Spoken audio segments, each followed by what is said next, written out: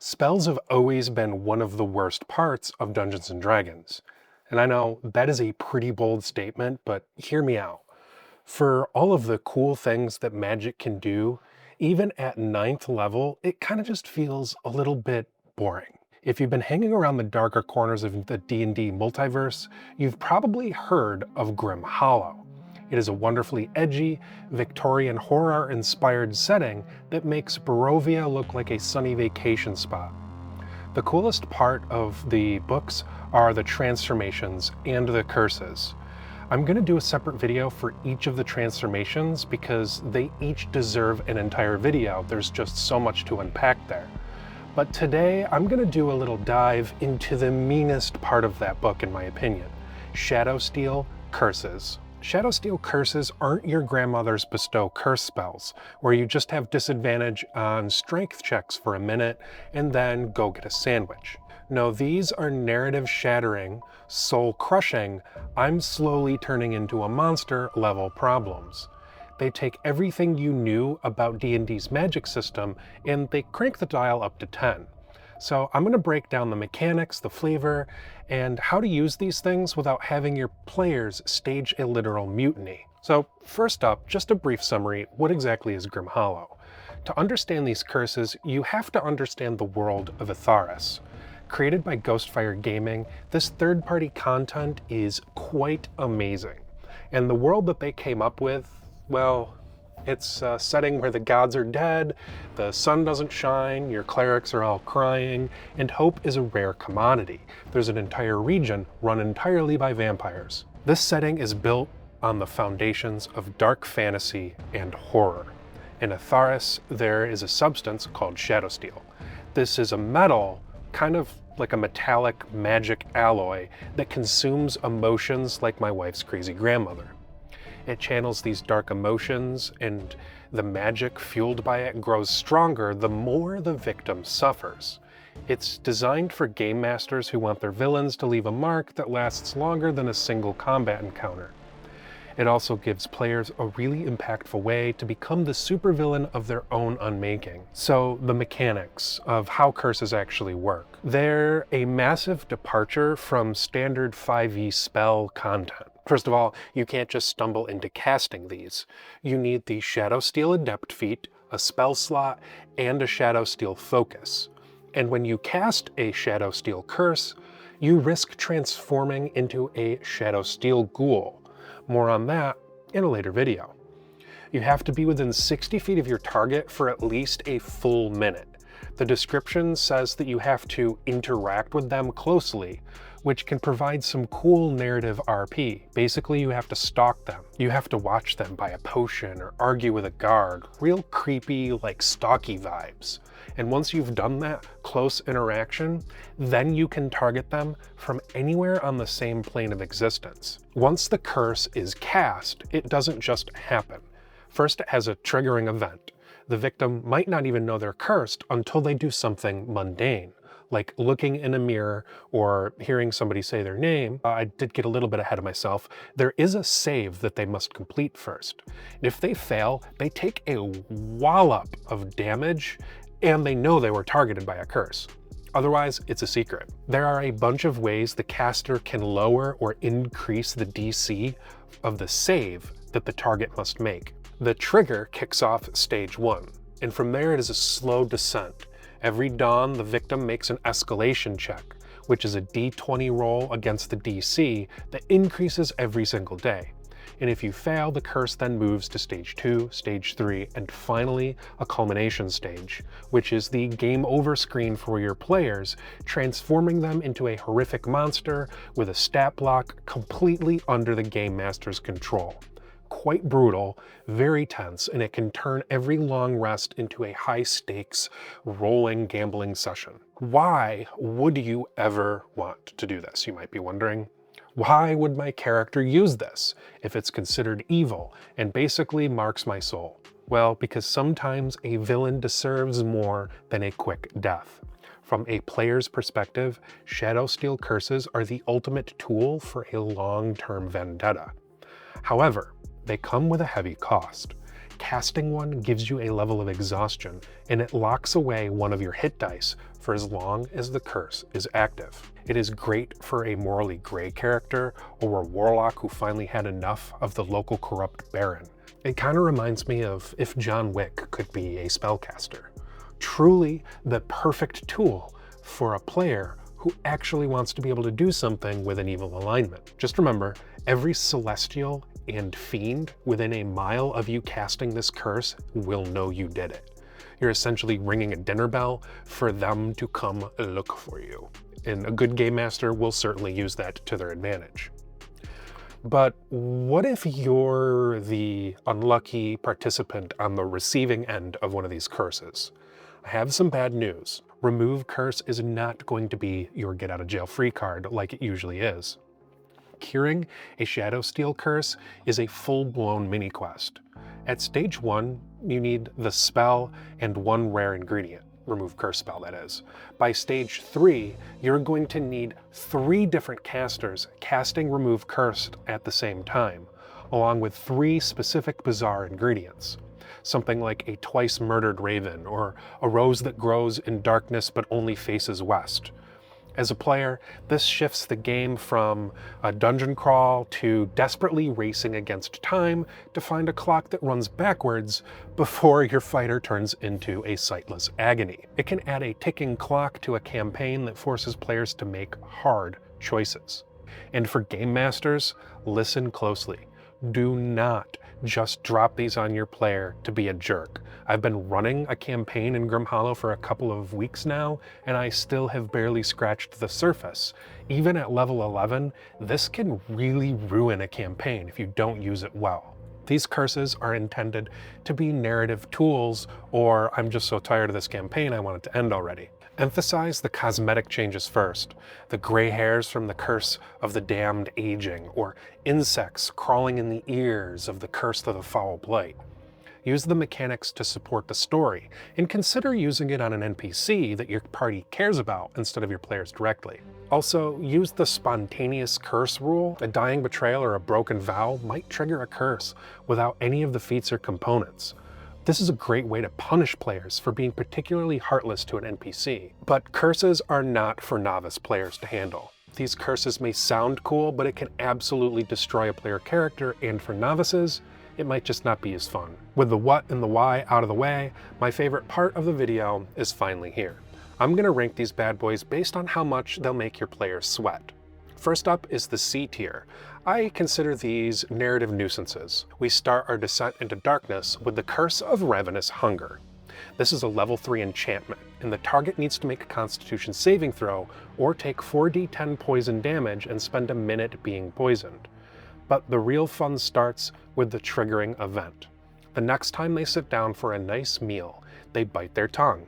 Their mouth fills with blood, and suddenly they're stage 1 hungry. By stage 2, they're compelled to eat inappropriate items, like door hinges, dirt, glass. Basically, they become a very dangerous toddler. They lose hit point maximums and get disadvantage on Constitution saves. And by level 3, they only want to eat humanoid flesh. A great way to make the paladin really question their life choices. If they fail that final escalation check, they turn into a bloated gastromorph, which is exactly as gross as it sounds. And then we have the Curse of the Fastidious Pride, also at level 3, but it targets intelligence. If the target fails, they're blinded for a minute and hit with psychic damage. The trigger? Someone just has to say their name. Suddenly the speaker sounds like they're making fun of them. At stage 1, they hear insults in every good morning. By stage 2, they can't even get the benefits of a short rest because they're too busy being restless and brilliant. Stage 3 is the kicker. They believe there's a massive conspiracy against them, and every time they fail a roll, they get disadvantage on the next one. It is a death spiral of ego that culminates in them becoming a mind siphon. I put both of these in C tier because while they're definitely creepy, they're mostly survivable for a standard adventuring party. You can still swing a sword, you can still cast your spells, and the party isn't necessarily going to leave you at the next tavern just because you're a bit of an egomaniac or you had a weird craving for door hinges. It adds a fantastic flavor and some roleplay hurdles, but it won't fundamentally stop the game in its tracks or force a character retirement by the end of the week. B tier is what I classify the things are now getting weird. We are hit first with the Curse of Insatiable Greed. This level 5 spell targets Wisdom, and if they fail their save, the speed is reduced to 0, frozen by their own avarice. The trigger is subtle. They have to finish a rest and notice they've lost a valuable item. Maybe a gold coin, maybe their favorite dagger, and suddenly they're stealing trinkets at stage 1. By stage 2, they're hiding a hoard and getting anxious about leaving it, leading to disadvantage on wisdom checks. By stage 3, they're building a literal labyrinth of junk, and they can't take reactions because they're too busy guarding their precious. Eventually, they turn into a verminous abomination. Next, the Curse of Foul Blight.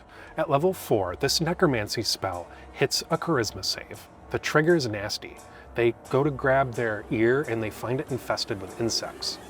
Stage 1 is persistent coughing that makes long speeches impossible. At stage 2, they smell like literal death. Food spoils within 10 feet of them, wood rots, and they can't maintain concentration because of the sheer nasty putrid smell. Ugh. Stage 3 resembles a Warhammer 40k Nurgle worshipper. Pockmarks, lesions, and they can only heal using hit dices during short rests. No more cure wounds for you. Culmination turns them into a plague carrion, which is basically a walking biohazard. Finally in B tier, we have the Curse of the Uncontrollable Wrath. This level 6 Wisdom Saver is for the player who likes to solve problems with their axe. Look out, barbarians.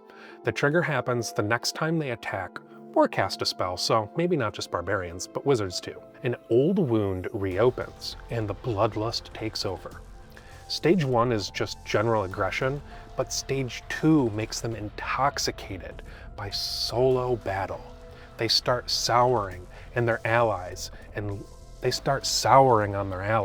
lose the ability to gain benefits of short rests. In stage 3, there's no more sleep. They can't gain the benefits for the long rest until an enemy is dead.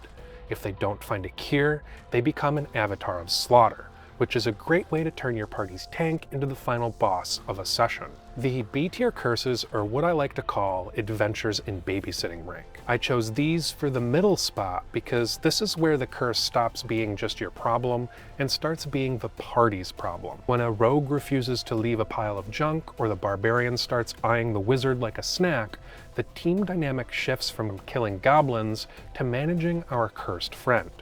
Disruptive enough to derail a session, but they don't quite hit at an existential crisis level just yet. A tier is the actual nightmare fuel that I love about curses. We're getting into the stuff that keeps players up at night. The Curse of the Damned Aging is a level 4 strength saver that feels personal. The trigger is waking up after a long rest to find wrinkles and gray hairs all over your body. Stage 1 is going to make them lethargic and lazy. Stage 2, they become feeble and can only recover 25% of their hit dice during a rest. Stage 3, well, this is rapid aging and it leads to disadvantage on strength, dexterity, and constitution saves, essentially playing a 90-year-old adventurer in a world of monsters. At culmination, you turn into a body snatcher. It's quite poetic, actually, and horrifying. And then there's the Curse of Conceited Obsession. A level 6 charisma saving curse, the trigger is looking into the mirror and seeing a surface crack. Stage 1 is just fussy appearance, but stage 2 is deadly. The player is so busy looking for their reflection, even in the eyes of the enemy, that all attacks against them have advantage. By stage 3, they won't leave a room if it has a mirror, and they have disadvantage on all of their own attacks. It is the ultimate vanity kills curse, ending in a transformation, becoming a weeping willow. We can't forget about the Curse of Lost Sentiment. This level 4 intelligence saver is a pure psychological trauma. The trigger is a nightmare about being abandoned. Oh man, I kind of feel that one. Stage 1 starts with forgetting names and recent events. Stage 2 is where the party starts to sweat. The cursed player forgets everyone except their closest companions, and they start hallucinating threats. At stage 3, it's a total wipe. They forget their identity, their goals, and their friends. They lose their bonus action and become convinced of a massive conspiracy. They eventually, at culmination, turn into a dream whisperer, a creature that literally feeds on the memories they lost. A tier is reserved for what I am calling identity killers. I put them here because they target the very soul of your character. You lose your memories, your youth, dignity to a mirror, and these aren't just mechanical buffs, they're tragedies that you have to roleplay every single minute. These have some of the most punishing mechanical penalties in the book, and once you hit stage 2, the game effectively becomes a desperate race against the clock. S tier are absolute campaign destroyers. At the very top, we have Curse of Crushing Sensation. This level 6 is a constitution saver, and it makes the world itself a weapon. The trigger is simply hearing a loud noise. Stage 1 makes them avoid light and touch. Stage 2 is the gear killer. They can't stand the feeling of armor against their skin. They have to go unarmored, and they gain vulnerability to thunder damage. Stage 3 is a cave dweller mode, if you will. They can't leave a dark lair, and they have vulnerability to all damage except psychic while outside. And of course, the gold standard, the Curse of the Ill-Fated Fortune. I just love saying this one. It is a level 5 dexterity saving curse. The trigger is so mundane that it's brilliant. Stubbing your toe or bashing your head on a doorway. And can all of us identify with that? Stage 1 is just minor bad luck. Shops close as soon as you get there. Gear breaks just as you need it the most. And at stage 2, you have disadvantage on all dexterity checks and saves. Stage 3 is some final destination level stuff. Your speed is 10, you have disadvantage on initiative, and if you miss an attack, you fall prone. It is the ultimate everything that can go wrong everywhere all at once curse. It turns a hero into a liability and eventually into a herald of calamity. I put these at the top of the mountain, so to speak, because they're true game overs. When a curse makes it impossible for you to wear armor or causes you to fall prone every time you miss a swing, you're not a hero, you're a liability. These are curses that force the game master to pivot the entire campaign into a rescue mission, because without an immediate cure, your character sheet is basically a countdown to becoming an NPC, and there's nothing you can do about it. So there you have it.